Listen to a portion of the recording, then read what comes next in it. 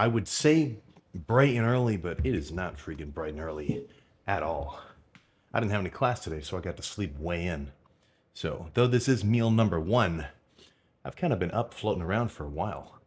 I already did my cardio, came back, just kind of chilled for a little bit, and prepared this whole little display. I couldn't help myself. I kind of ate a little bit of it before I even started the clip. But basic, I guess let's just break down what it is.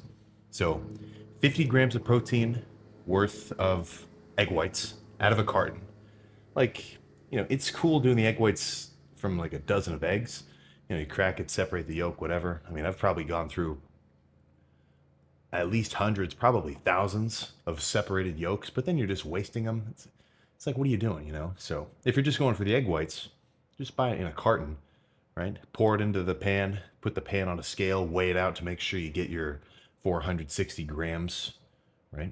You do the math. One serving, 5 grams of protein, and it's 46 grams. So if you want 50, you need 460 grams of the egg whites. It's not like this stuff is complicated math wise, but you gotta make sure you track all this stuff on the scale. It's not like you can't get good results just kind of guessing stuff, but the scale, like actually well, for one thing, just tracking shit in general, but actually using the scale too, it's kind of the only way to be really consistent with this stuff. So I already plugged in all the macros of this little 50 grams worth of egg whites, plus a pre-chopped salad that I kind of mixed into it. And the point of that is not like, okay, I'm dieting, I need to eat my vegetables. It's really plain egg whites are just so boring. Like there's no texture. You just kind of feel like you're eating mush in a sense. So when I mix in, some chopped vegetables and then kind of turn it into sort of an omelet. So leave it in the pan, mix in all the, chopped salad, whatever, put 2 slices of pepper jack cheese on it. And once the whole thing's cooked through, flip it over on itself. Perfect. And then just cover it with some low calorie Sweet Baby Ray's barbecue sauce, 8 grams of carbs worth. So now I need to plug in this cup of Carb Master milk. I would have gone for some Carb Master chocolate milk, but in the Kroger that I go to, it's always out of stock now. I guess I should have kept that to myself because now you guys keep taking all the milk I like. But 1 serving of the Carb Master regular milk, or I guess it's basically skim, 3 grams of carbs and 11 grams of protein. Well, oh yeah, and then there's 6 things of fish oil in here, so that's going to add up to like 9 grams of fat. You got to count even your freaking little fish oil, man. That's fat, so you got to count that stuff. So I'll just overlay this. So once I eat all this, I'll be at 793 calories for the day. I guess technically I did eat a little bit. I got these little spicy, like pretzel chips, and I kind of had some of those before I went and did my cardio. But I still put it on the scale, weighed out the bag, had my snacks, and then weighed it out again to find out exactly how much I had. A lot of people, if you try to get in a deficit, if you just kind of constantly snacking, like if you grab a couple chips in the kitchen and you don't track it, maybe if you do that once a day, who cares? Negligible. But constantly just eating stuff without tracking it, it'll add up. I mean, you could think that you're in a freaking deficit, but you could be in a freaking total surplus. So no wonder you're not actually going to lose weight. So this is a pretty basic, well, not basic, but what I was trying to say was this is about right in terms of fitting the criteria of a dieting meal that I would want to eat, right? Mainly protein. I don't want to eat all my carbs at once. I do kind of want to time them around when I'm training, just because, I'm using carbs as fuel. But as a breakfast, this is kind of a go-to for me. It's 50 grams of protein, right? It's hitting the little protein check mark perfectly. And then, maybe it's like about 8 grams of carbs from the barbecue sauce, right? Like nothing. And then a little bit of fat from the cheese, but it still tastes pretty good. About 9 grams of fat there. Right? So I haven't really jumped into my carb stores that much at all. So once I finish this, I'll be pretty full for the next couple hours before I eat whatever I'm going to eat next. And that's really the idea of any meal that you're trying to eat when you're dieting, Like,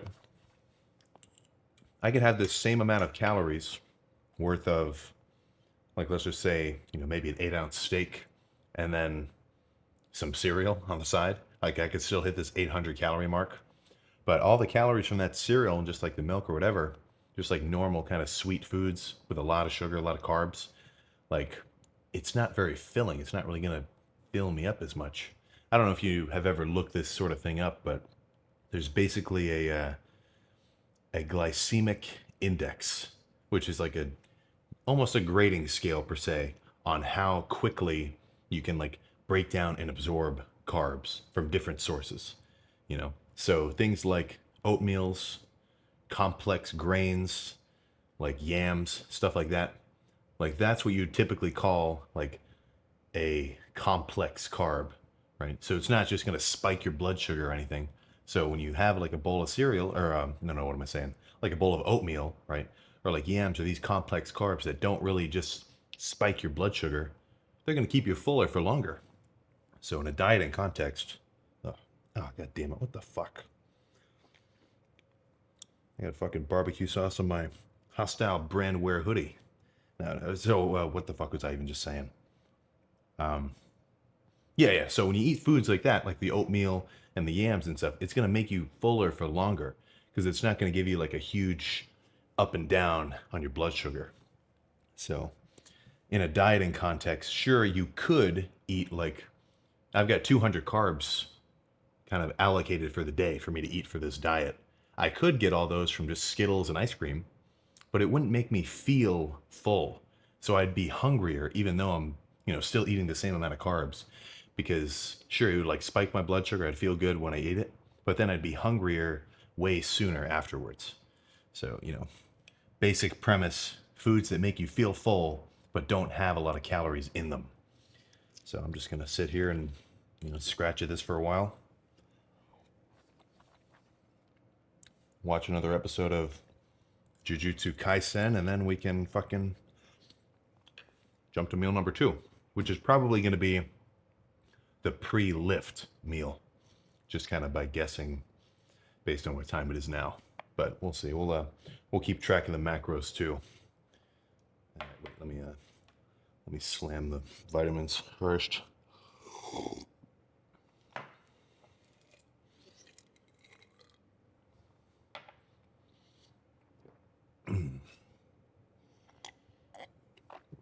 There we go. Now let's get to meal 2. All right, substantial time has passed.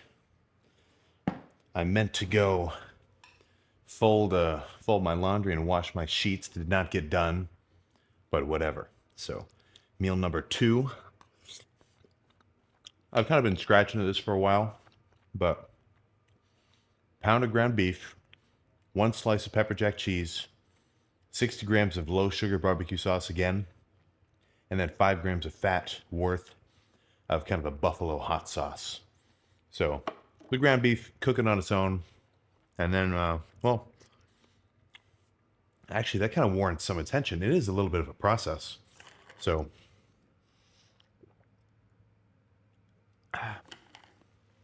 my go-to method, pan, pot. Honestly, I've been cooking the ground beef in a pot just because it makes it easier for me to stir it up and I don't have to worry about it splashing outside the walls. But whatever, throw it in, kind of chop it up with your little spatula. Right, totally brown. But there's a ton of, sure, water as well, but all the fat that kind of seeped out of the meat is just floating around the bottom. In a dieting context, you kind of want to mitigate that part. I'm not eating the ground beef for the fat contents. Maybe a little bit just because the animal fats are going to be good for you, whatever. But I don't need that extra fat.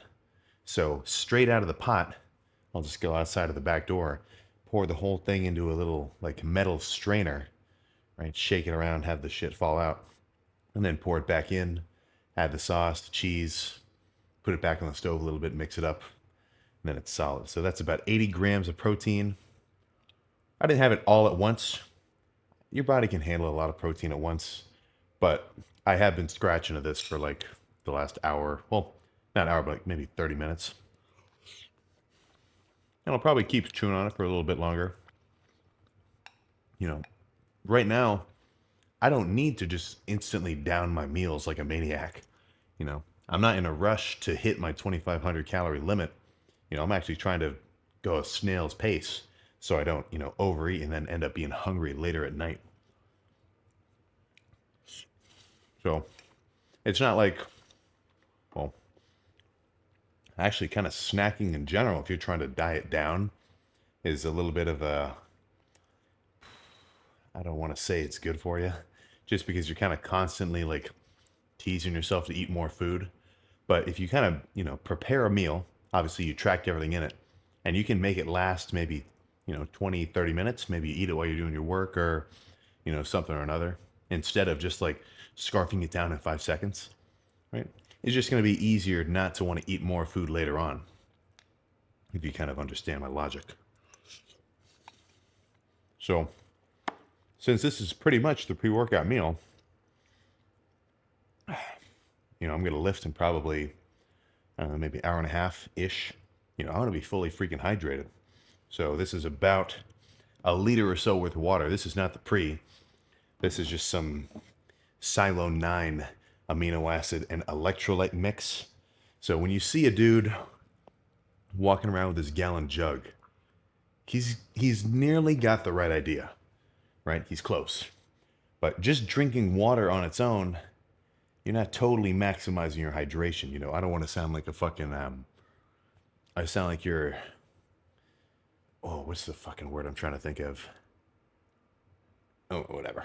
I sound like a fucking nutritionist. Like, you can't just drink your pure water for hydration, but I mean, whatever. So, electrolytes are seriously going to get you when it comes to, feeling hydrated, feeling good. I mean, really, there's no other way to say it than that. Like, right now, obviously, I'm not slamming my system full of carbs, so I'm not totally full. So, if I don't drink a solid amount of water, plus, electrolytes, magnesium, potassium, so you get the gist, right? If I don't have a lot of that floating around in my system from either like, dedicated electrolyte packets, some kind of powdered stuff like this, then my lift is gonna, it's gonna kind of suffer, like as soon as I wake up in the morning, I'll have one of these, a liter and a half just already made next to my bed. And that's the first thing I do when I get up. I just slam the whole thing because I know it's going to make me feel better for cardio and just, for the rest of the day too. And I'm not saying that for like an arbitrary reason, like, oh, it's good for you to be hydrated. Any advice and any kind of tips that I say or any kind of practice that I follow, it's pretty much not just for no reason. It's serving the purpose of like kind of trying to improve my training. So if I think I'm going to get, if I think I'm going to get a better pump from being fully hydrated and I'm going to have better lifts, then I'm going to stimulate my muscles better. They're going to grow more after I rest and recover. I think I'm going to try to make sure I get down my, I don't really make sure I hit like a gallon a day, but I don't know, at least a couple of liters for sure. So I'm going to keep scratching at this. I kind of took a nap earlier too. I'm still a little sluggish from that. I really need to wake up.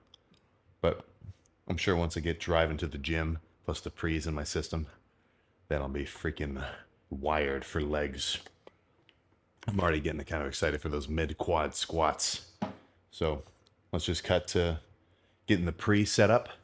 Oh, wait, see, what's the current macros so far once I finish this meal? All right, so once I finish this, that'll put me at 1,436 calories.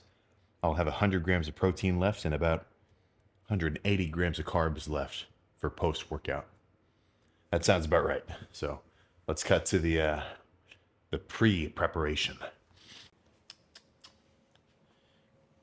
I tell you what, I've seen worse. I've seen worse.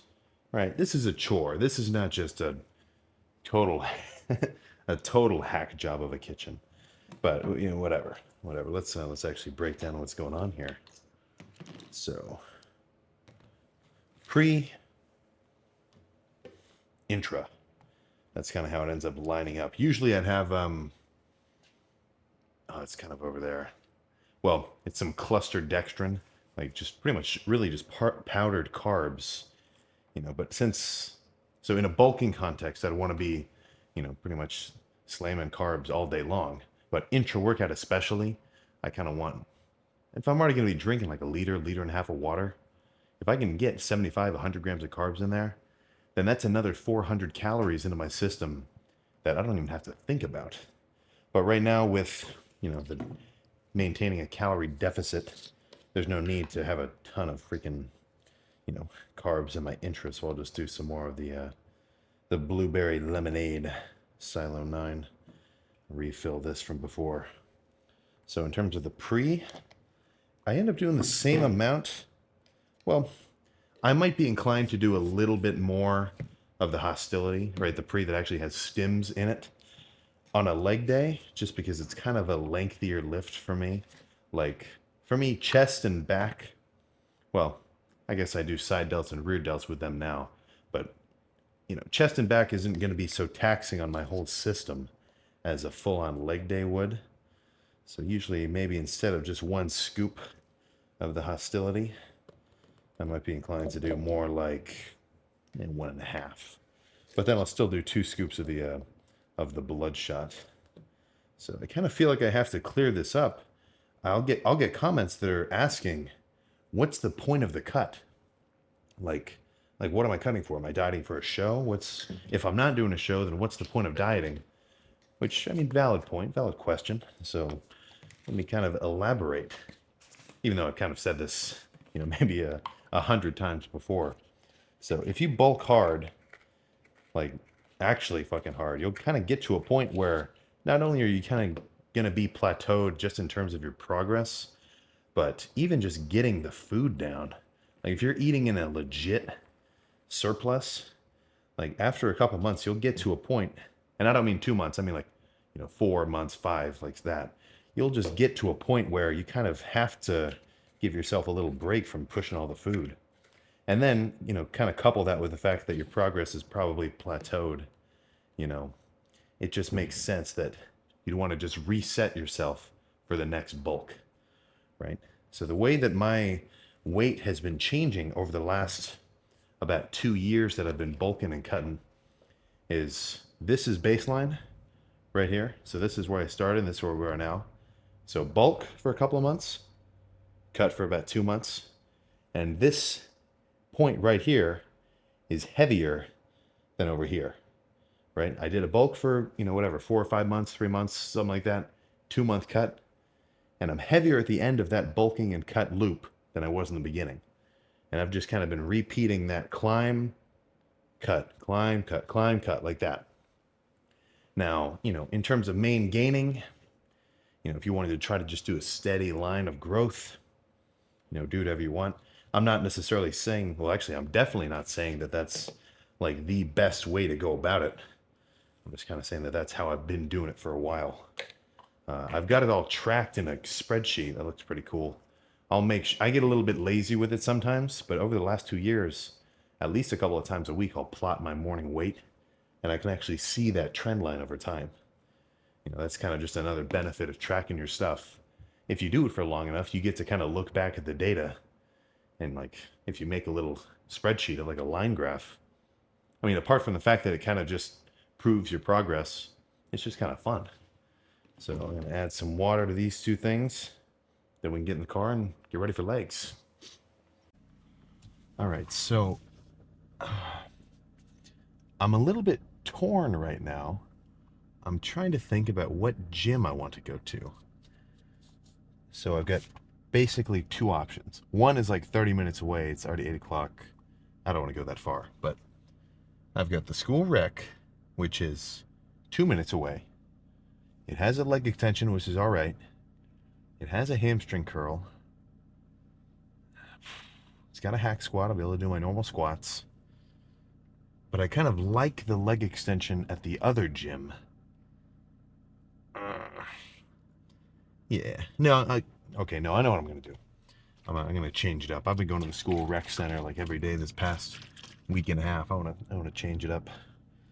So it's kind of nice having multiple gym memberships, not only due to the fact that like you'll have access to more machines, because more likely than not, 2 different gyms are going to have two different sets of equipment. So, yeah, I think I'll go to the other one. Let's. I don't even want to sip on this. Let's just slam it before we get over there and discuss what's about to freaking go down.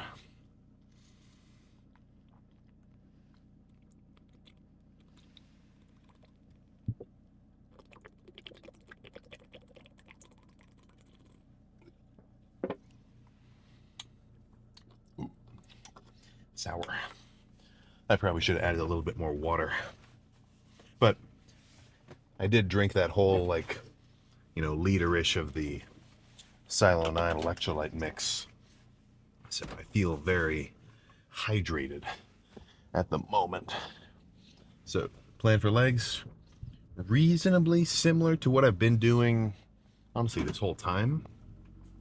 But I'll change it up just a touch. Or I've been changing it up just a touch. So rather, well, let's just break it down. So, gonna drive there, gonna park, gonna turn on some Yeet. Then I'm gonna walk in, probably warm up my calves a little bit. Just because before I do any leg curling, any hamstring work, if I don't warm up my calves, and it doesn't always happen, but sometimes the back of my knee, like the pit of my knee, I'll just get a little bit of tightness while I'm doing the leg curls. But if I do a little bit of calf warm up beforehand, I never really feel that. So I'll probably sit on the calf raise machine for, a couple of minutes, do a few sets, not working sets, but, normal weight, 5-ish reps, just get them warm, And then they have a laying leg curl, but I don't really love it.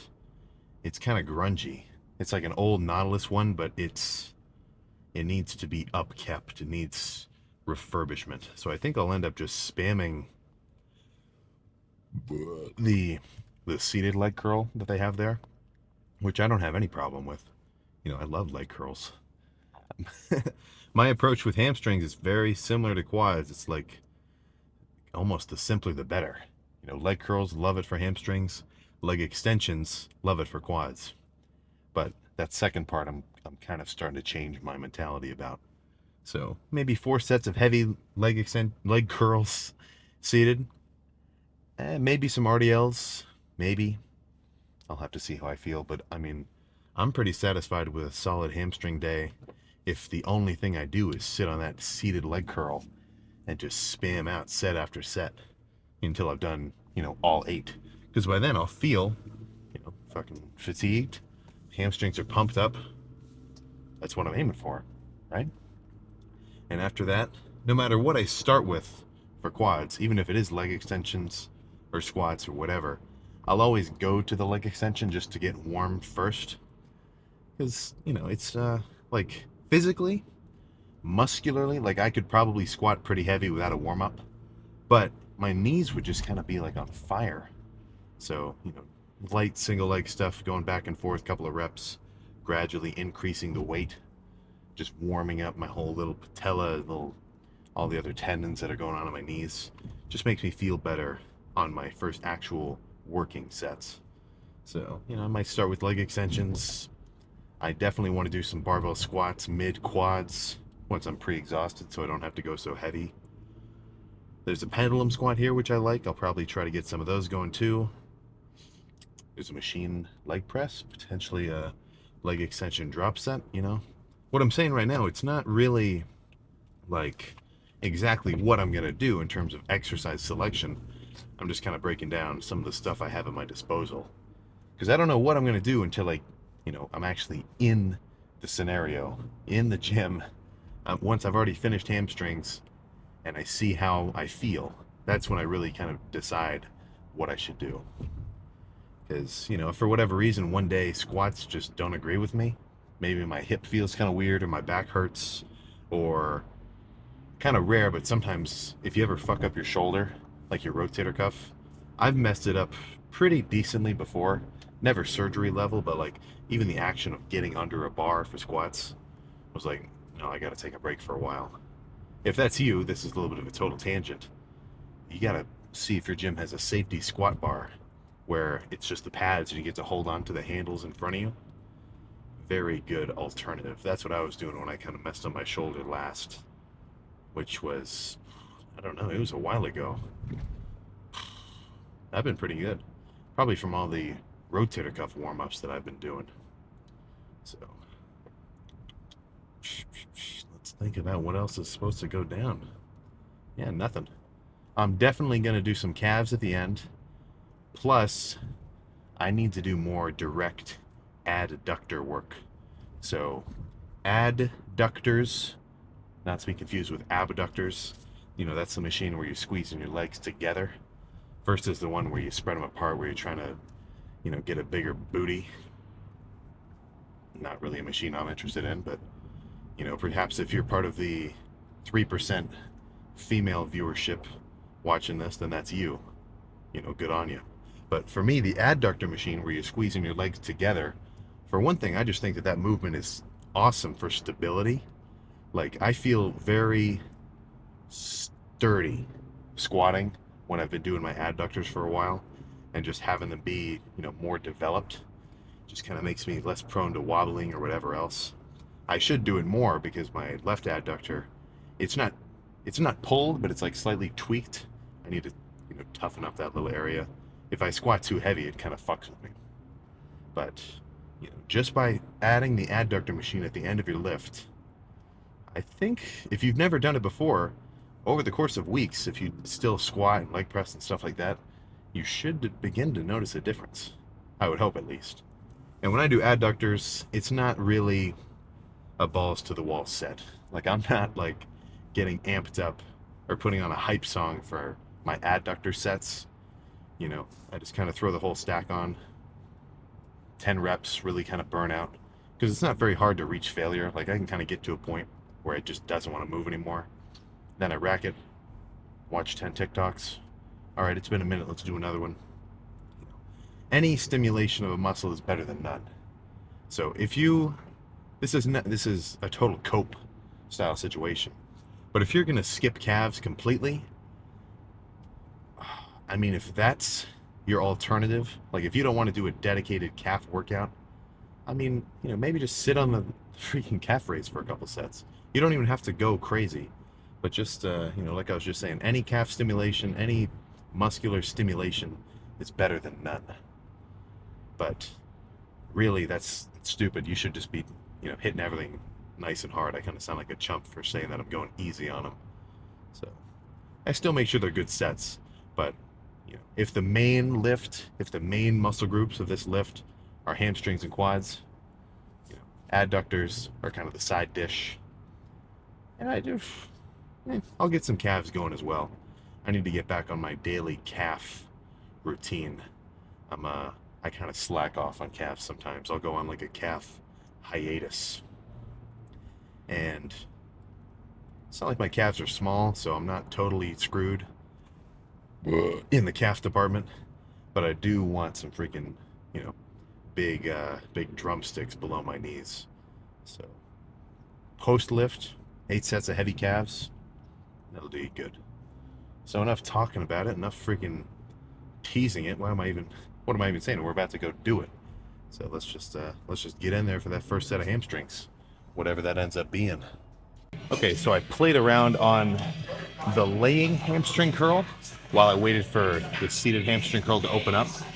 But, even though I warmed up on a completely different machine, I'm still ready now to throw, a ton of weight around because I'm just activating the same, freaking muscle. I was still warming up my hamstrings, right? This whole little curling motion on the laying curl. Of course I did a couple feeler reps still, but hamstrings are warm, calves are warm. Did a little bit of a warm up on the calf machine. So for as long as it feels good, I'm just going to sit here and throw the stack around for as many times as possible and fucking just try to push it to the point where I can barely move it once I'm doing partials. So I'm not necessarily going for max number of reps per se, because for the first couple reps when I'm extra strong, I'm gonna get an extra moment of squeezing at the bottom. Like, imagine this is my leg doing the hamstring curl. I'll curl, and once I get to this bottom portion, I'm gonna have an extra little moment of intentional, like, contracting of my fucking hamstrings. But once I get weaker, I'm not really being able to get that contraction. I'm just trying to move the weight. So I think pushing it to that level of fatigueness isn't the worst way to do it. I definitely think that that's a solid cue for you to end your set. Because if you end it for no reason, like when people talk about, you know, RPE 5 or doing like a 3 reps in reserve set, I don't know, man. I think just fucking push it as hard as you can, as long as you can. But whatever. Let's just get hyped up for these.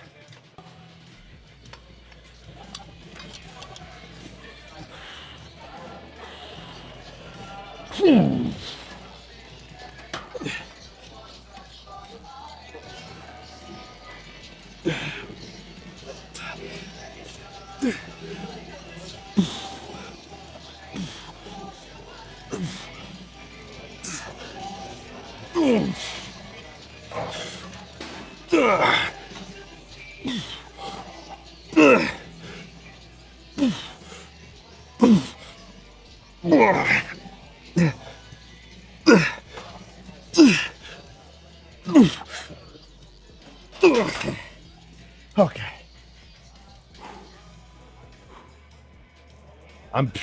I think I might just do that 7 more times. I'm feeling pretty freaking good right now. So let's bust these out, man.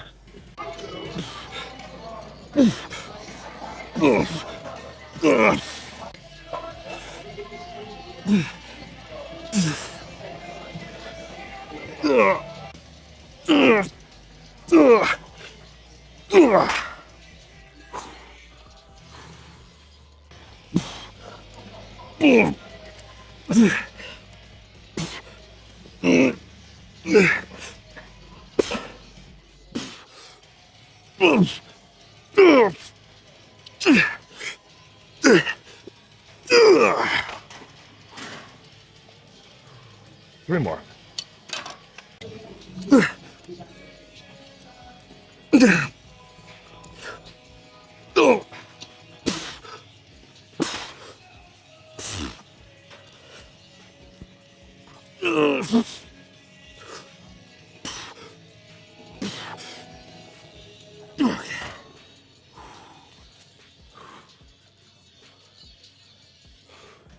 I don't remember where I saw it, but doing these like bent over and just like trying to choke hold the machine, I don't know, it just makes me feel way stronger, and I can just flex my hamstrings more. You know, worth trying.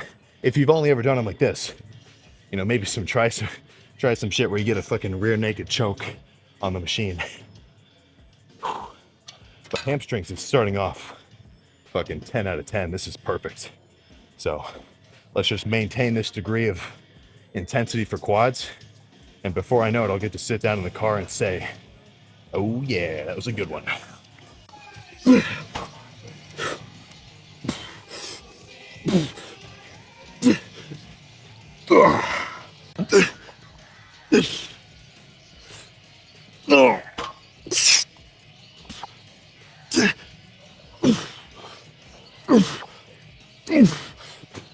Okay.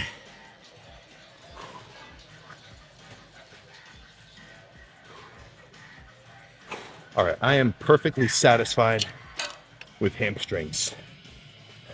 I can say with certainty, and while also being like truthful to myself, that I know I pushed it pretty hard on all of those sets. So now, the hard part for me is quads.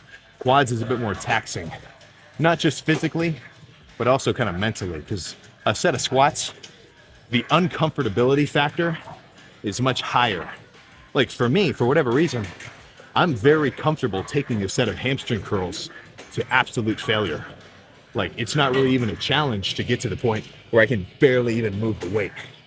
But leg presses and squats and pendulum squats, leg extensions, I'm pretty good at it. But those movements, I really kind of have to dig deep in a sense, really get hyped up and like be fucking serious to have a good set. So I'm gonna warm up on the leg extension and then we'll get the real part of this leg day started.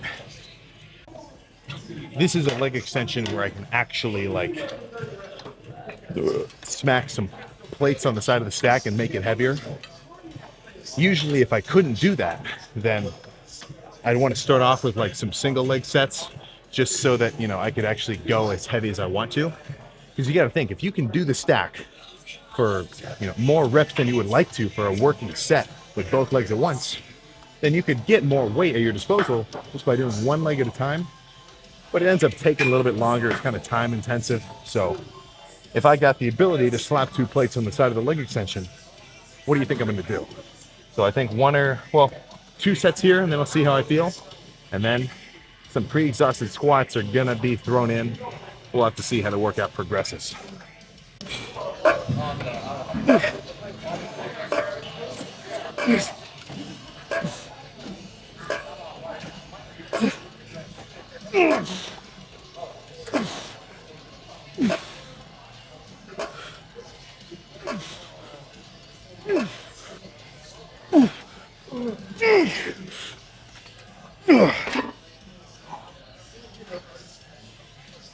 Okay, that might be a little too much weight. Let's throw a plate off and do one more.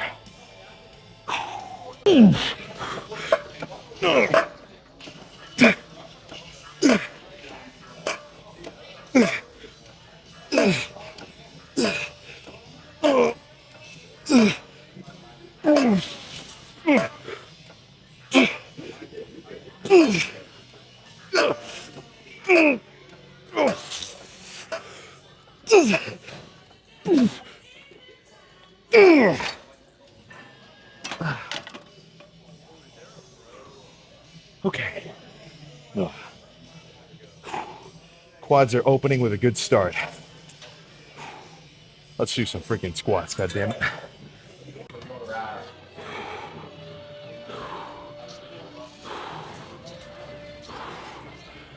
Whew.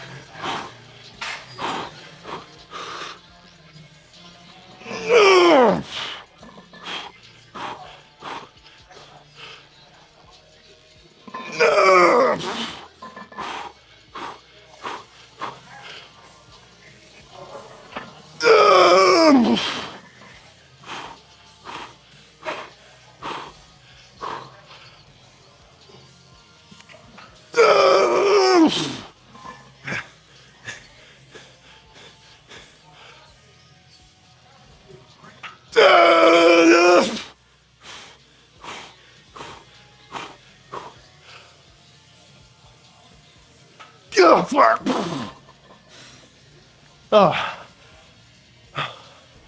Oh. Oh yeah. That was exactly what I fucking wanted out of that set. I'm feeling very lightheaded, but I wanted to push myself to actual fucking failure. Actually, gotta sit here just a moment. Oh my God. Okay.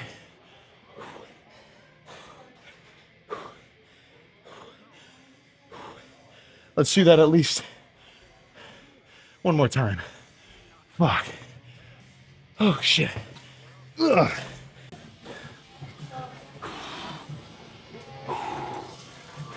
Come on.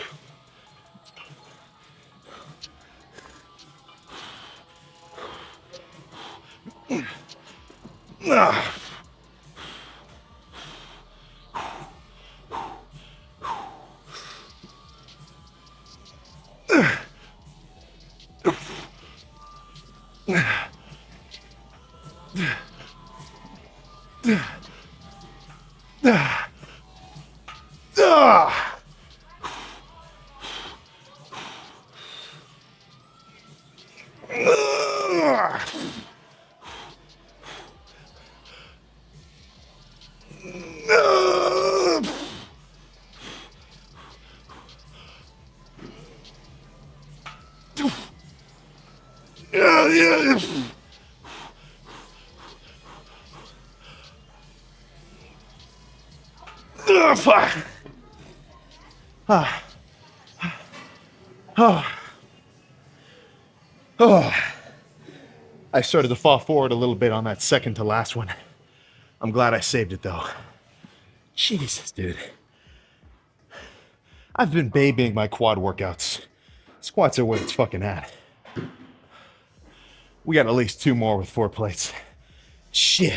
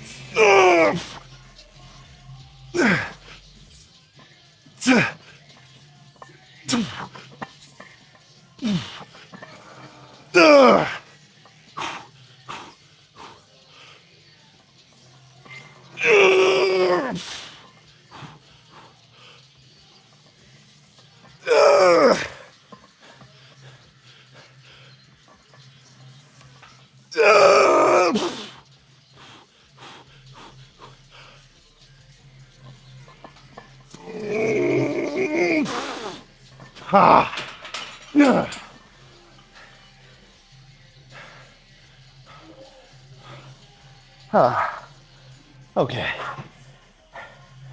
Let's do one more. Then go finish on leg extensions and be done. Shit. Oh,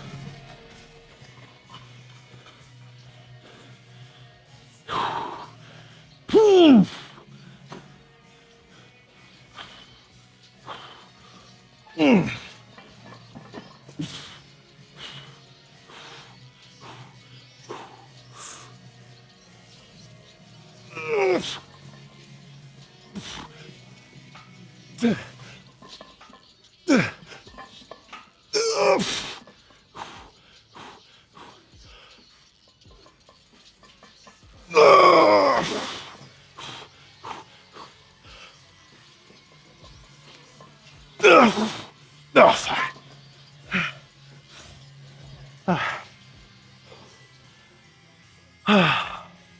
Usually I wouldn't want to do a set less than 8 reps, but I'm still satisfied with that. Oh, Jesus. 4 sets of leg extensions, and then the pump check, and then adductors and calves. But I think the hardest part is over. Still gotta make sure I fucking kill it on the next few sets though. Yeah, this was good. I need to do it like this more often. All I've got to do now is some double leg extensions, same as normal. Whole stack, just fucking burnouts of shit. And then quads will be complete.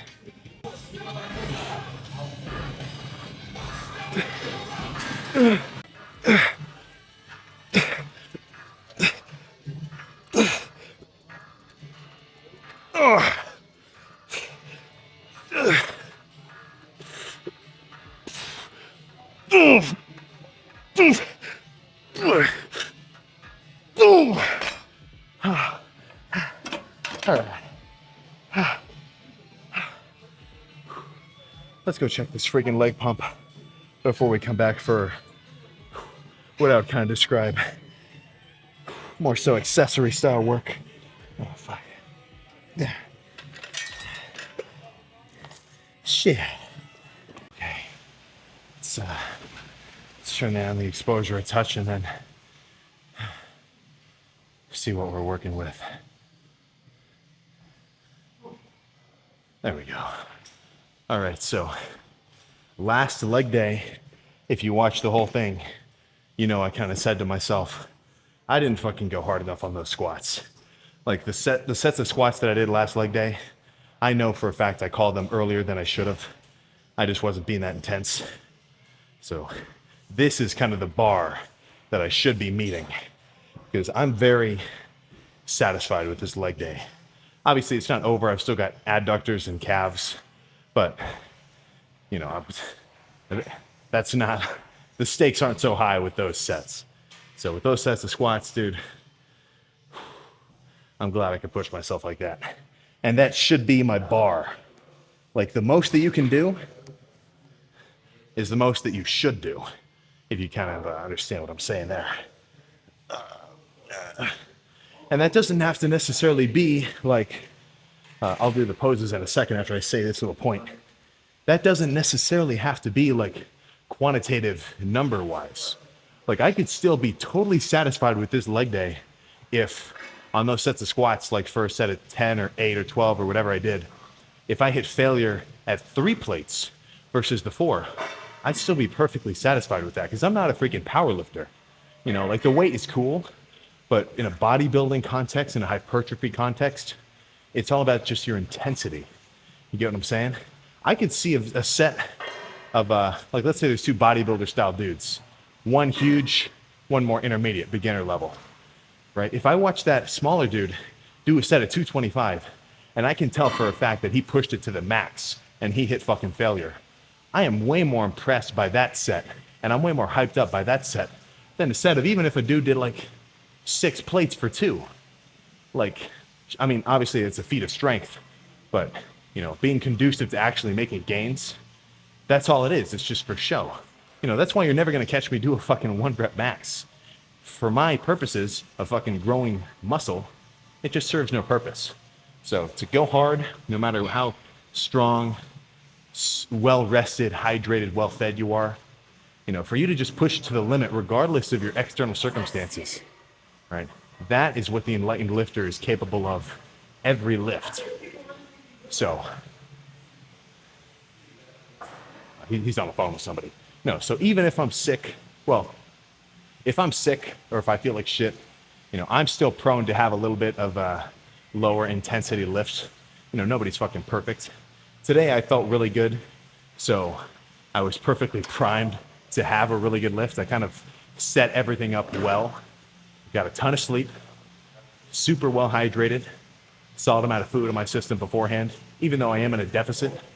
So, you know, all the boxes were checked. All I had to do was come in and hit it. You know, proper preparation prevents poor pumps. You understand what I'm saying? So in that instance, if you're a little bit of a gym nut and you make it a point to sort of orient your daily schedule around your lift, right? You're going to increase your odds of having a fucking badass lift. You know, if I didn't get jack for sleep, I didn't drink any fucking water or electrolytes like the Silo 9 amino electrolyte mix I was talking about before, or I didn't have a ton of like, you know, food which I know would make me feel good for training later. You know, I'm just asking to have a shit lift and I'm asking to make shit progress. So that's enough of my little rant there. You know, none of this is new information. I feel like half the time I say shit, I'm just making like observations. I'm not even really saying my opinions. I'm just kind of like stating facts about stuff. But whatever, let's run through some poses while I'm still pumped. I almost freaking forgot about the pump check. I jumped straight into the fucking lecture.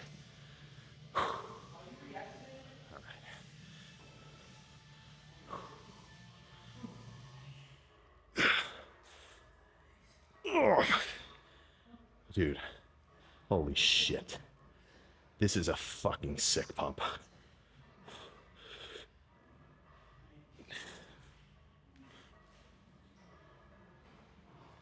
The shadows don't really do me justice here, but I can see my hamstring poking out the back. Oh, I'm actually starting to see a little bit of a line in the back right there too. That separation of quad to hamstring. Dude, fucking badass. Let's see, how's this one looking?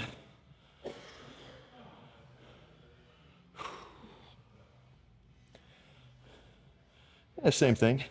Dude, this line is pretty fucking cool too, right here. Let's just try to do one more where I really pop some veins out and then finish any last points I want to discuss.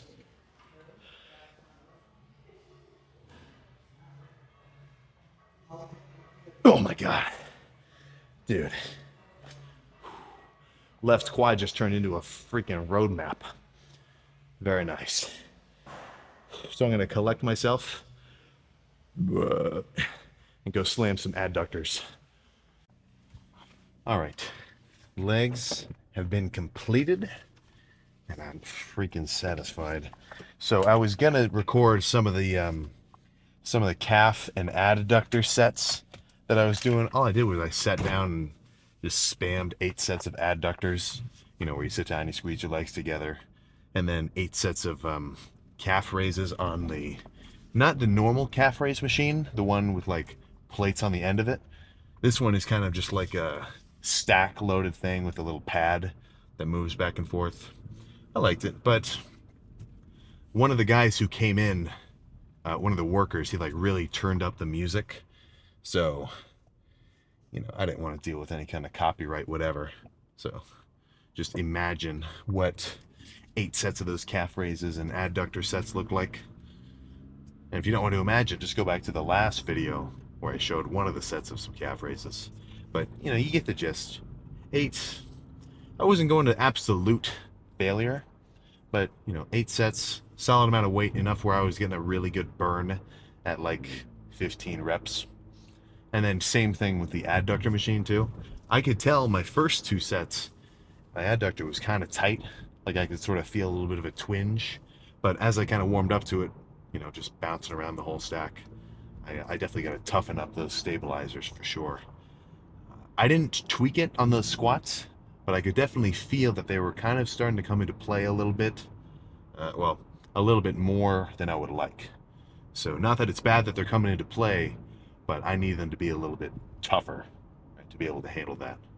But no, that was a freaking badass leg day. Uh, every set of those hamstring curls, pretty much as hard as I could go on.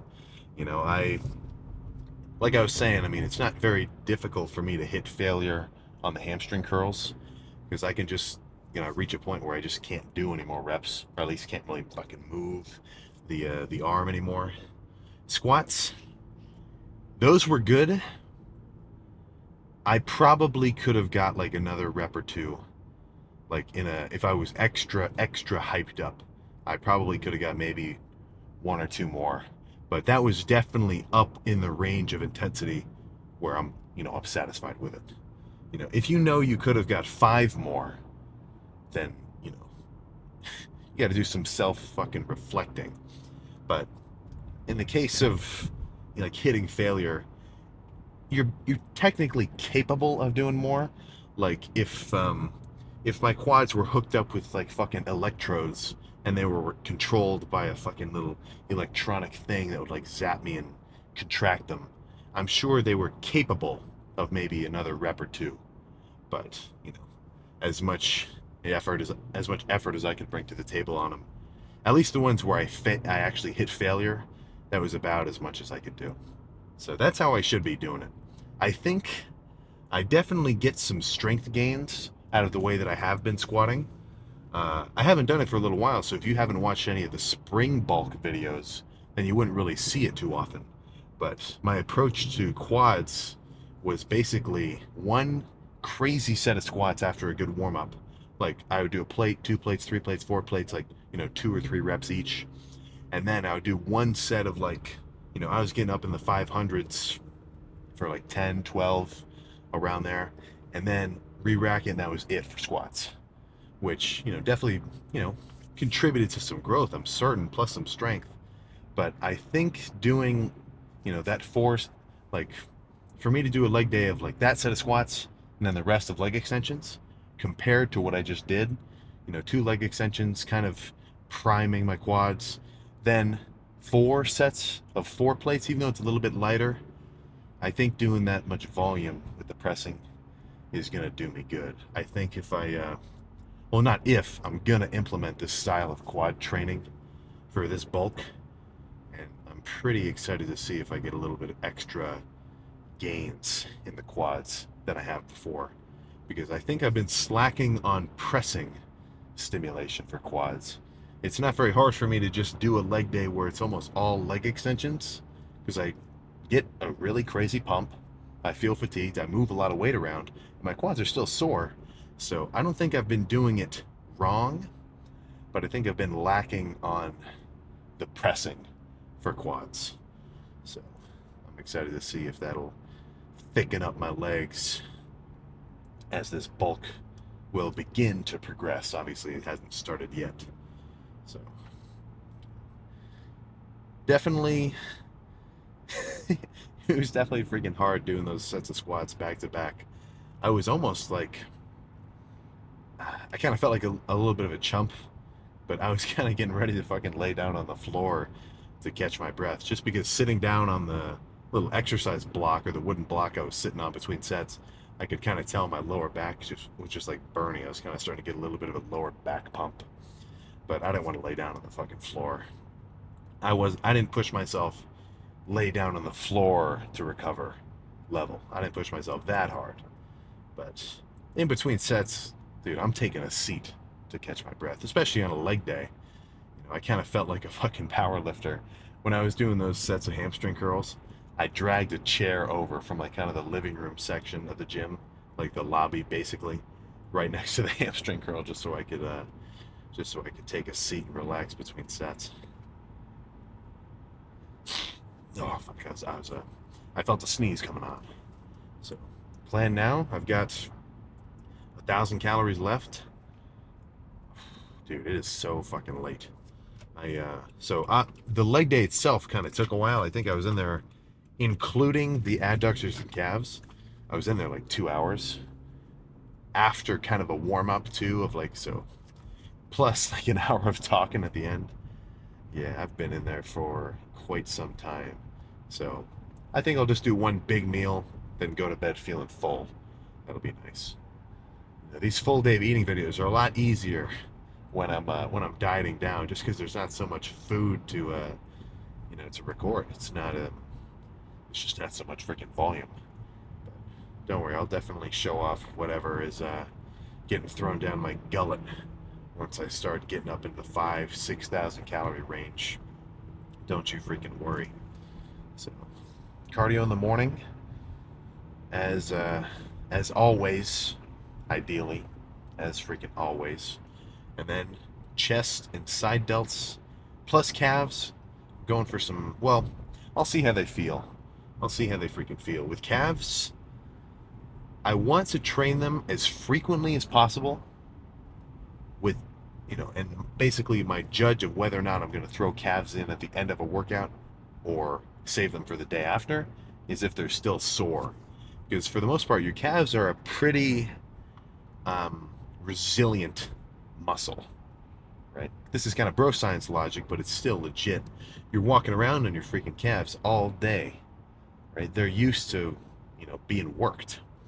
So I think, I could do that whole little calf workout I just did, or I just did calves yesterday, like heavy on that calf raise machine, 5 and 6 plate sets for like 10. And I still didn't feel sore today. I think that they're going to benefit pretty strongly from frequent to potentially daily stimulation. So, end of your workout, you're not in a rush.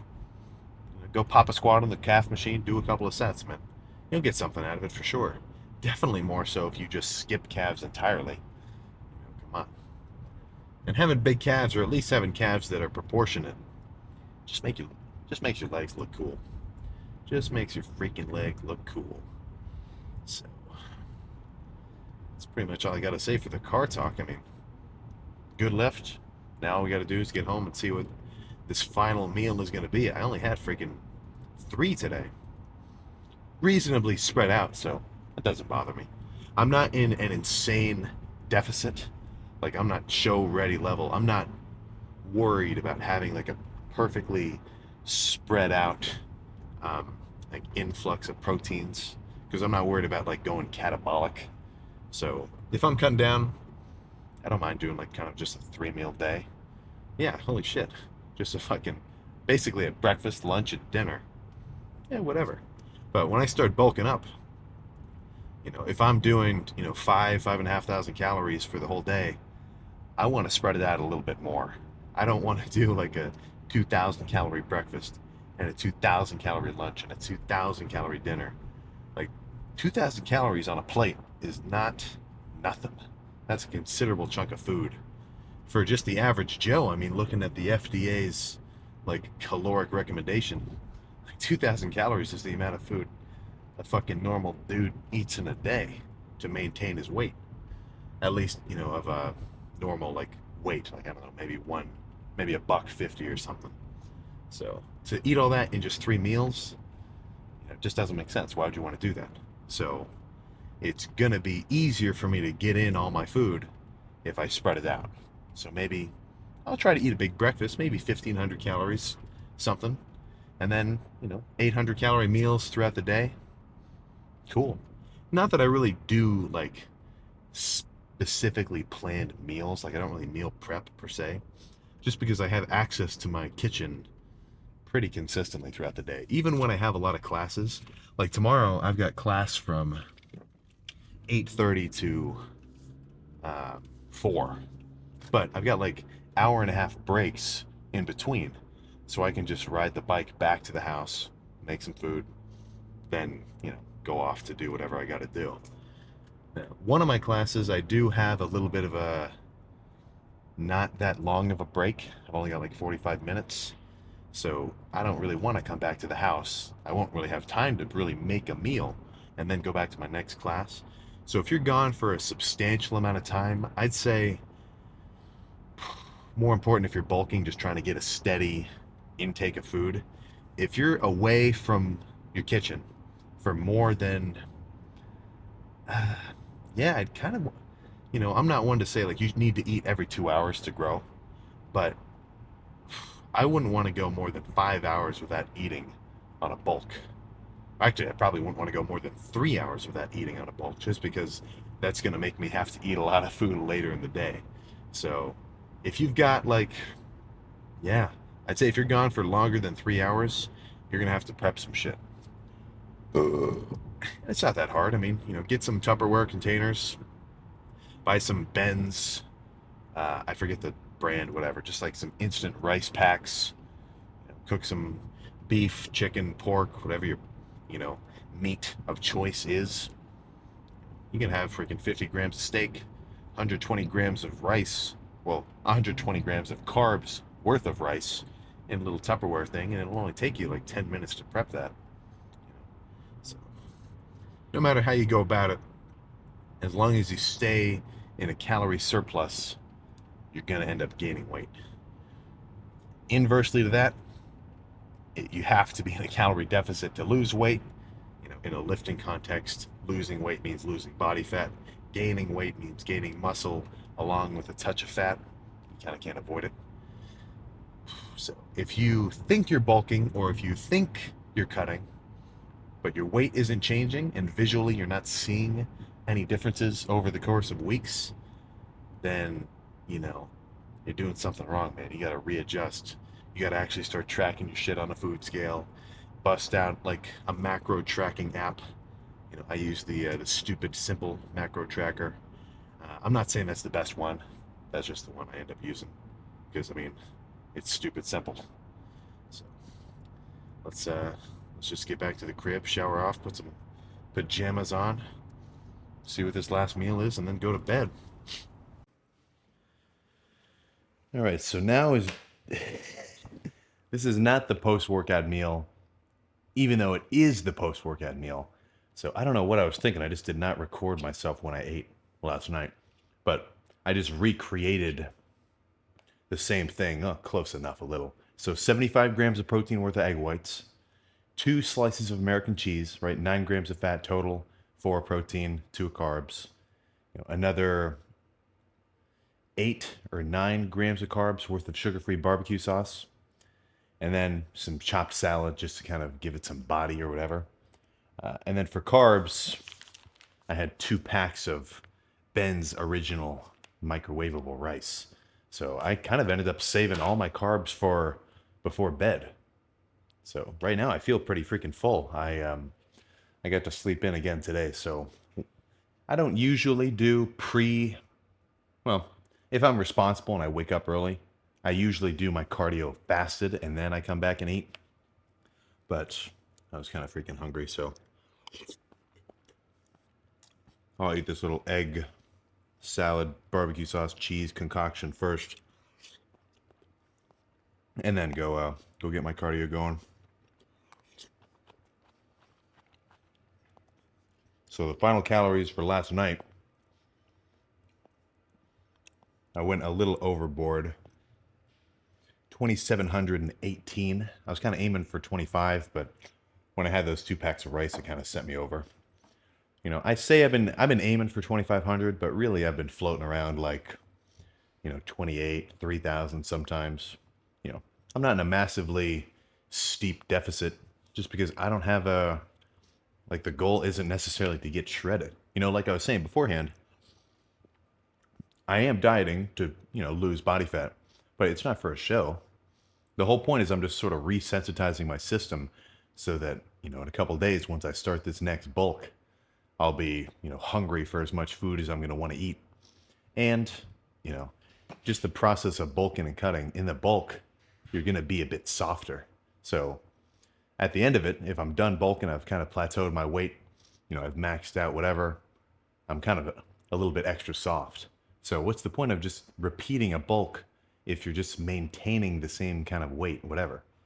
I guess if you really make sure you hit your surplus forever, and if you're bulking and your weight is still going up, then yeah, keep doing it. But for me, I bulk for like 4 or 5 months. I end up kind of plateauing at like a new record high weight. And then I got to cut down for 2 months and just repeat the process. So that's pretty much the logic there for anyone curious about that. I feel like I've talked about it before, but I mean, there's so many videos, it probably gets lost in the woodworks. So for me now, today, so last night this was dinner, and today this is breakfast. So I'm gonna go do my 30 minutes of cardio, come back, probably eat some more. Actually, I'll probably eat this pack of rice, and then got a couple of classes and chest and shoulders, which you'll see tomorrow. So that'll be a good lift. I'm 98% certain it's going to be sick. So I'll freaking see you next time.